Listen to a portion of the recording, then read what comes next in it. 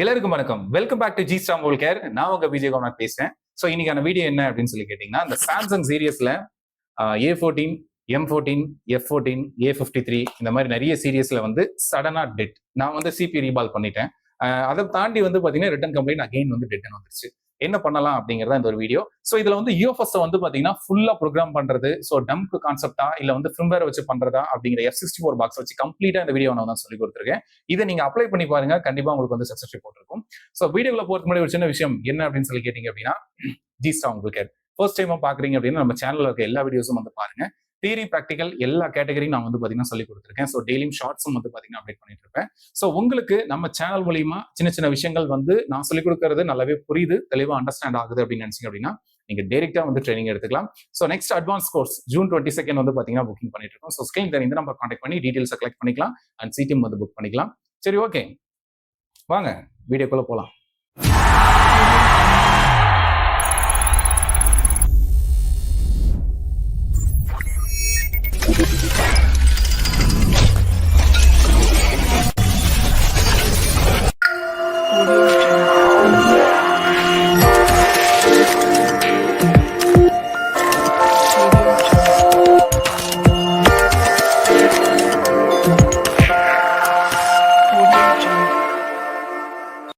So mobile வந்து கம்ப்ளீட்டாக TET, charge போடுற எந்த ஒரு ரெஸ்பான்ஸுமே இல்லை.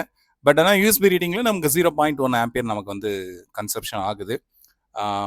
இப்போ இது வந்துட்டு பார்த்தீங்கன்னா நம்ம வந்து ஃபஸ்ட்டு வந்துட்டு பார்த்தீங்கன்னா போர்டை வந்து ரிமூவ் பண்ணிக்கலாம்.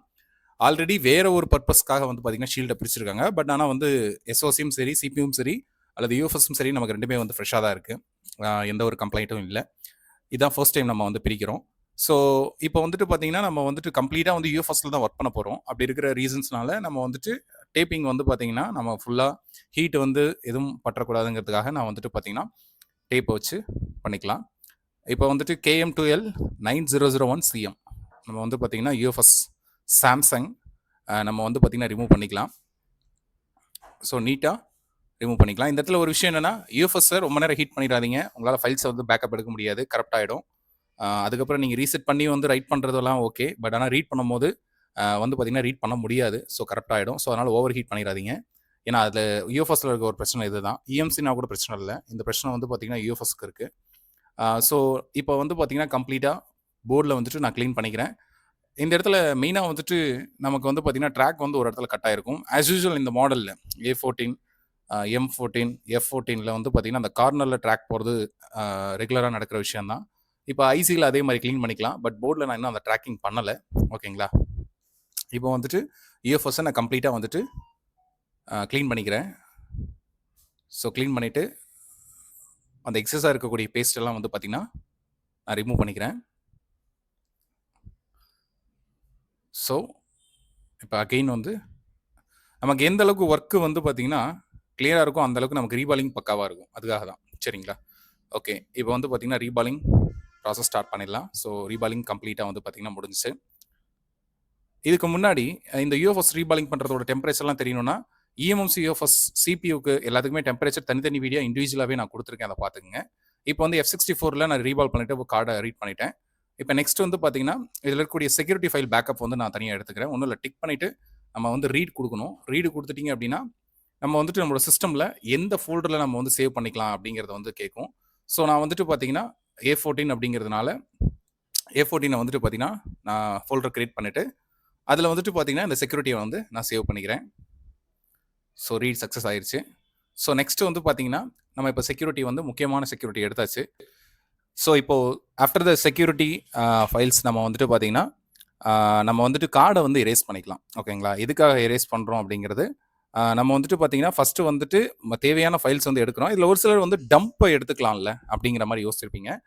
பட் சாம்சங்க்கு இந்த மெத்தட் நீங்கள் ஃபாலோ பண்ணிக்கலாம். இது உங்களுக்கு வந்து ஈஸியாக இருக்கிற மாதிரி இருக்கும். சரிங்களா? ஸோ செக்யூரிட்டி ஃபைல்ஸை மட்டும் நீங்கள் ஃபஸ்ட்டு பேக்கப் பண்ணிவிட்டு தென் நீங்கள் வந்து கார்டை வந்து ஃபஸ்ட்டு எரேஸ் பண்ணுறோம். சரிங்களா? Are you ready to good bye அப்படிங்கிற அந்த மெசேஜ்லாம் வரும்.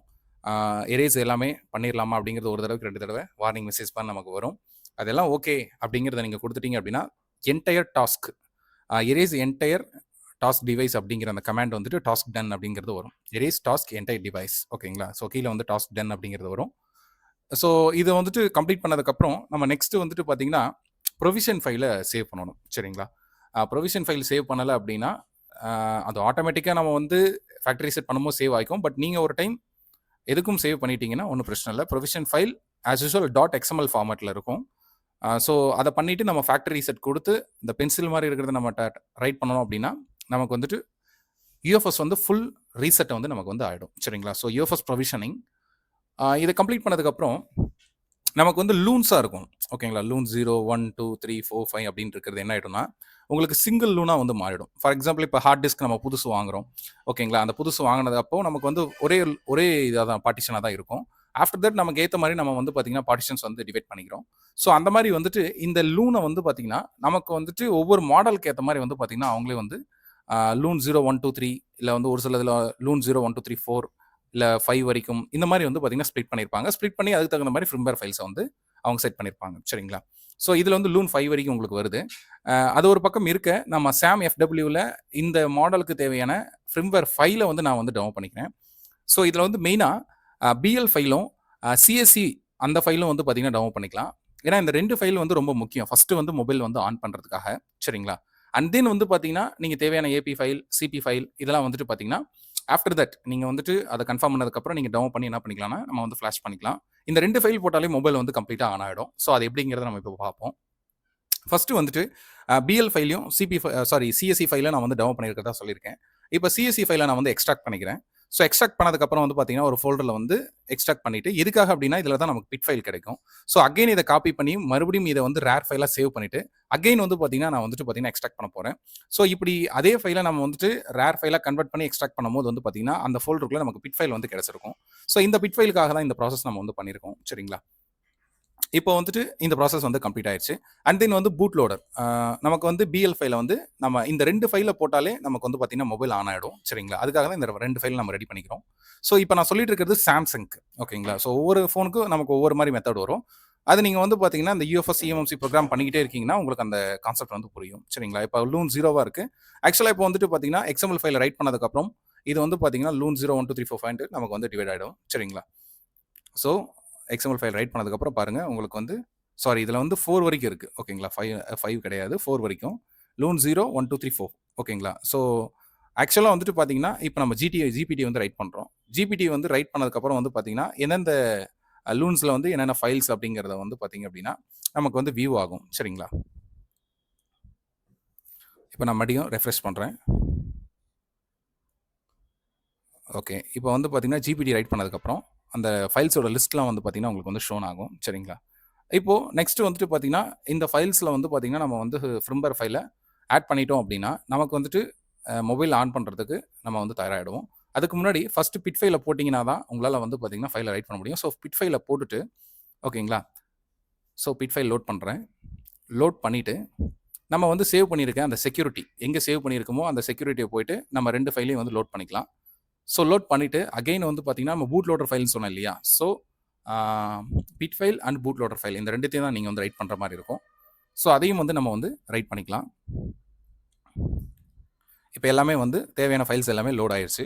இப்போ மேலே இருக்கக்கூடிய ரைட் பட்டனை கொடுத்துட்டோம் அப்படின்னா நமக்கு வந்துட்டு பார்த்தீங்கன்னா ரைட் ஆக ஆரம்பிச்சிடும். ஸோ ரைட் சக்ஸஸ் அப்படின்னு ஈச் அண்ட் எவ்ரி இண்டிவிஜுவல் ஃபைலும் வந்து பார்த்தீங்கன்னா அந்த கமாண்ட் வந்து ஷோ ஆகும். ஸோ இப்போ ரைட் ஆகிட்டு இருக்கு. ரைட் ஆகி முடிஞ்சிருச்சு. ஸோ இப்போ ரைட் ஆனதுக்கப்புறம் வந்து பார்த்தீங்கன்னா நம்ம வந்து ரெஃப்ரெஷ் பண்ணிக்கலாம். ஓகே, ரெஃப்ரெஷ் பண்ணதுக்கப்புறமா இப்போ நமக்கு வந்து பார்த்தீங்கன்னா கீழே சாம்சங்கோட நமக்கு மாடல் என்ன அப்படிங்கிறத வந்து பார்த்தீங்கன்னா காமிக்கும். A14 ஓகேங்களா? ஓகே, நெக்ஸ்ட்டு இப்போ கார்டை வந்து நம்ம ரெடி பண்ணியாச்சு. இப்போ நான் வந்து அந்த ட்ராக் வந்து போயிருச்சு இல்லையா? அந்த ட்ராக்கை வந்து நான் வந்து கிளியர் பண்ணிக்கிறேன். கிளியர் பண்ணிவிட்டு பேஸ்ட் அப்ளை பண்ணிவிட்டு நெக்ஸ்ட் வந்து பிபிடி பேஸ்ட்டை வச்சு நம்ம வந்து லைட்டாக டச் அப் பண்ணிக்கலாம். ஸோ டச் அப் பண்ணதுக்கப்புறம் இதுக்கப்புறம் நம்மளோட மேஜிக் பேடை யூஸ் பண்ணிவிட்டு மெக்கானிக்கில் ஸோ அந்த பேடை யூஸ் பண்ணி நம்ம இந்த ட்ராக் வந்து ஃபிக்ஸ் பண்ணலாம். ஸோ லைட்டாக பிபிடியை வந்து அந்த பேடுக்கு அடியில் போகாத மாதிரி மேலாப்பில் வச்சு நீங்கள் லைட்டாக ஹீட் பண்ணிக்கிட்டே ஒரு ஷேக்கிங் கொடுத்தீங்கன்னா அழகாக போய் மெர்ஜ் ஆகிறத நீங்கள் வந்து பார்க்க முடியும். ஸோ இந்த மெத்தட் உங்களுக்கு ஈஸியாக இருக்கலாம். மேபி நீங்கள் ட்ரை பண்ணி பாருங்கள். ஸோ நெக்ஸ்ட் வந்து UV மாஸ்க் வந்து அப்ளை பண்ணிவிட்டு நமக்கு வந்து அந்த ட்ராக்கை வந்து கம்ப்ளீட்டாக ரெடி பண்ணிக்கலாம். ஸோ UV லைட் வந்து போட்டாச்சு. ஸோ அந்த ட்ராக்கை மட்டும் இப்போ நான் பிளேடை வச்சு சுரண்டி எடுத்துக்கிறேன். இப்போ வந்து ட்ராக் வந்து நமக்கு ரெடி ஆயிடுச்சு. ஓகேங்களா? ஸோ இப்போ வந்து நம்ம யூஎஃப்எஸ் வந்து ஃபிக்ஸ் பண்ணிக்கலாம். ஓகேங்களா? அண்ட் ஃபைனல் ஸ்டேஜ் நம்ம வந்து பார்த்திங்கன்னா பேஸ்ட் வந்து அப்ளை பண்ணிக்கலாம். பேஸ்ட் அப்ளை பண்ணிவிட்டு யூஎஃப்எஸ்ஸை நான் வந்து ஃபிக்ஸ் பண்ணிக்கிறேன். ஃபிக்ஸ் பண்ணிவிட்டு அலைன்மெண்ட்லாம் பார்த்துக்கலாம். பார்த்துட்டு இப்போ நான் வந்து பார்த்திங்கன்னா ப்ளோயரை வச்சு அந்த ஐசி வச்சு கம்ப்ளீட்டாக ஹீட் பண்ணி நம்ம வந்து ஐசியை வந்து ஃபிக்ஸ் பண்ணிக்கலாம். ஃபைனலாக வந்துட்டு பார்த்திங்கன்னா நமக்கு அந்த பேஸ்ட் வெளியே வரும்போது லைட்டாக ஒரு சின்ன ஷேக் கொடுத்தீங்க அப்படின்னா உங்களுக்கு ஐசி நல்லா உட்காந்துருக்கிறத நீங்கள் கிரிப்பாக வந்து ஃபீல் பண்ணலாம். ஓகே, இப்போ நான் ஃபிக்ஸ் பண்ணிவிட்டு நான் வந்து ஃப்ளாஷ் ஃபைல்லாம் டவுன் பண்ணி வச்சுருக்கேன். அது எல்லாமே லோட் பண்ணுறேன் டூலில், சாம் FW டூலில். So AB, CSC, CP, BL எல்லாமே லோட் பண்ணிக்கலாம். ஓகே, லோட் பண்ணிவிட்டு இப்போது நான் இந்த யூஎஃப்எஸ்ஸை நான் மொபைலில் வச்சுருந்து நான் சார்ஜ் போட்டேன் அப்படின்னா எனக்கு டவுன்லோட் மோட வந்து காமிக்கணும். அப்படி காமிச்சினா தான் நம்ம ஸ்டெப் வந்து சக்ஸஸ் ஆயிருக்குன்னு அர்த்தம்.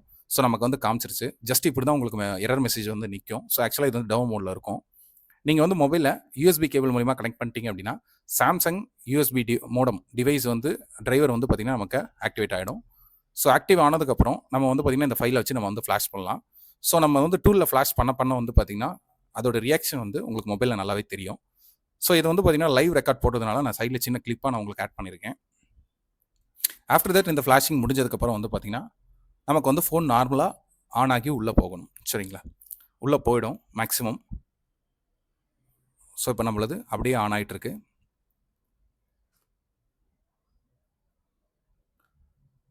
நமக்கு லோடிங்கில் இருக்குது.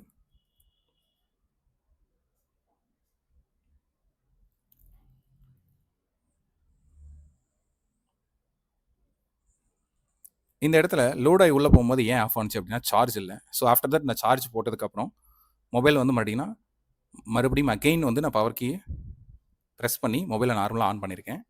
ஸோ சார்ஜ் இல்லாத காரணத்தினால நமக்கு வந்து ஏன்னா ஃபோன் டெட்டுன்னு தான் வந்தது. ஓகே, இப்போ நம்ம வந்து ஹோம் பேஜ் வந்தாச்சு. ஸோ ஸ்டார்ட் அழுத்தி நெக்ஸ்ட் ப்ராசஸ் வந்து நம்ம வந்து கொடுத்துக்கலாம்.